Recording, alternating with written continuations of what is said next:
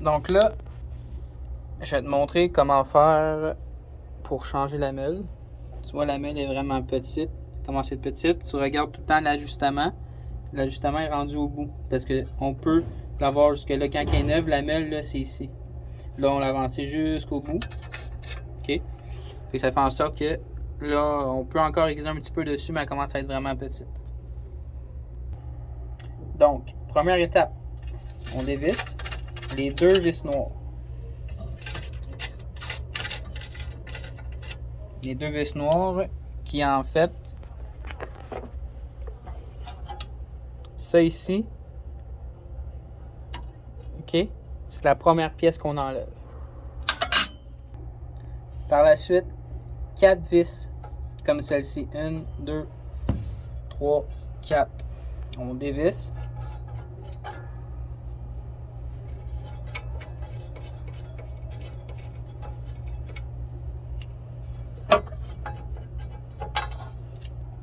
Donc, quand on a fini de dévisser les 4 vis de chaque coin, c'est la plus grosse partie. Donc, on enlève vraiment toute la partie du haut.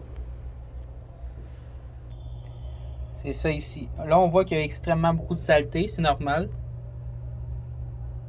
Quand on l'enlève, il y a toujours un dépôt de saleté qui se ramasse. Donc, le balai devient important. On enlève le plus possible pour commencer. On frotte, on frotte. Après ça, on va enlever la meule. Donc, pour enlever la meule, il y a un outil comme ça ici, avec deux embouts qu'on va mettre sur le dessous, avec les deux trous qu'on voit ici. OK? Première étape. Qu'est-ce qu'on peut faire aussi, avant de commencer, on regarde, je sais pas si on va bien le voir, je pense pas qu'on va le voir, ouais, si je fais ça comme ça. Il y a un trou ici, en dessous de la meule. On peut prendre un tournevis, quelconque, n'importe quoi, ça ne dérange pas. L'important, c'est qu'on vient bloquer le trou. Donc, on met le tournevis à l'intérieur. Ça stoppe, là, on ne peut pas le mettre plus loin. Là, fait qu'essayez pas d'aller trop loin. Par la suite, deuxième étape, on prend notre outil. On le met dans les deux trous. OK? Sur le dessus, vous voyez, il est bien indiqué comment bien l'enlever. Donc, off, on va tourner vers la droite. Fait que là, on a compris le principe. Donc, on prend le tournevis ici, on va le tourner vers la droite. Puis, qu'est-ce que j'ai dans les mains, l'outil avec les trous? Ben, moi, je vais le tourner vers la gauche. Fait qu'un un mouvement contradictoire, donc un mouvement contraire qui va faire en sorte que le dessus du lock, il va se tourner. Et puis là, on va l'enlever. Une fois qu'on a tout dévissé, puis c'est plus lousse, ça va être en deux morceaux comme ça. Donc, le premier morceau, c'est sur le dessus. Et le deuxième morceau, c'est comme un petit washer. OK? Ça, on l'enlève. Donc, la façon de l'enlever, on a juste un petit peu à lever la meule et ça va venir avec. Ça, c'est très important. C'est une pièce très importante. Donc, on le garde tout le temps. Quand on va réinstaller la nouvelle meule, ça, c'est très important de ne pas oublier de le mettre. Donc, on voit qu'il y a deux coches sur le côté. C'est exactement les deux encavures qui sont ici, dans le centre. On le met ici. Donc, une fois le washer enlevé, voici la meule. Donc, la meule, on voit clairement que c'est fini. Donc, on peut voir ancienne meule qu'on vient d'enlever et la nouvelle meule qu'on va installer. Donc, on voit vraiment la différence de grosseur.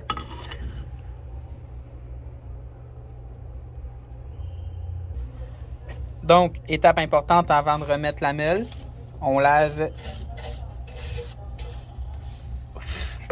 On vient laver tout ceci. On enlève le plus de saleté possible.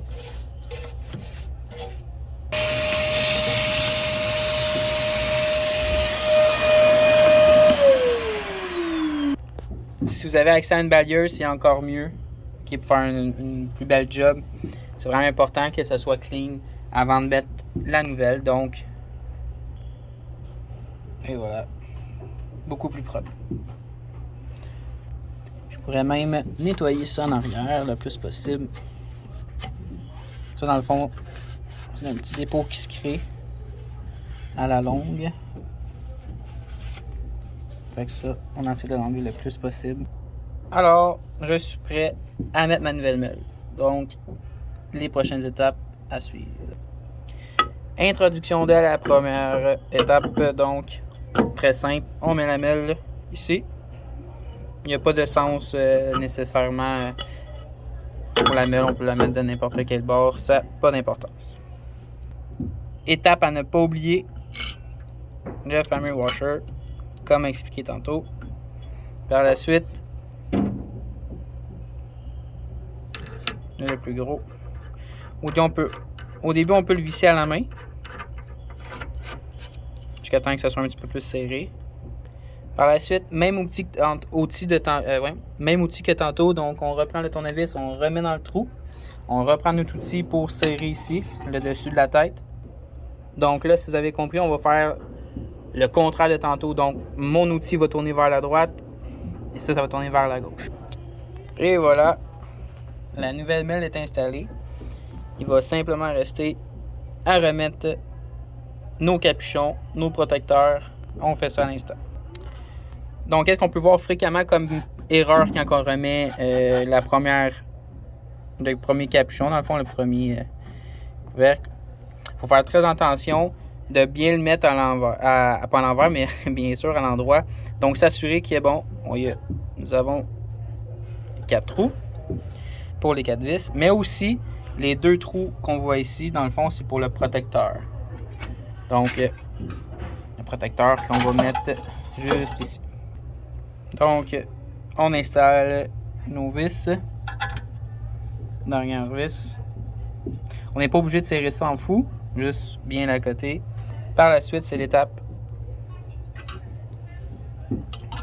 du protecteur. Donc, vous voyez aussi la différence tantôt, quand je vous ai montré, on était ici.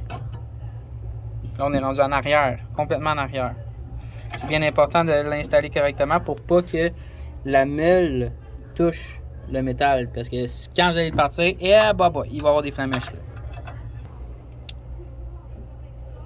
Donc, changement de meule complété. Tout est vissé, tout est remis en place. Protecteur. Et puis là, on range nos outils avec ça. Et puis là, on peut faire un beau petit clean-up avec un balai. Ou bien, comme que je vais faire par la suite, passer un bon coup de balayeuse pour que ma planche, qu'est-ce qui est important, la planche soit tout le temps belle, tout le temps propre, tout le temps lisse. Pourquoi? Premièrement, pour l'entretien de la machine, mais deuxièmement, pour la glisse de ton pied de patin quand tu aiguises.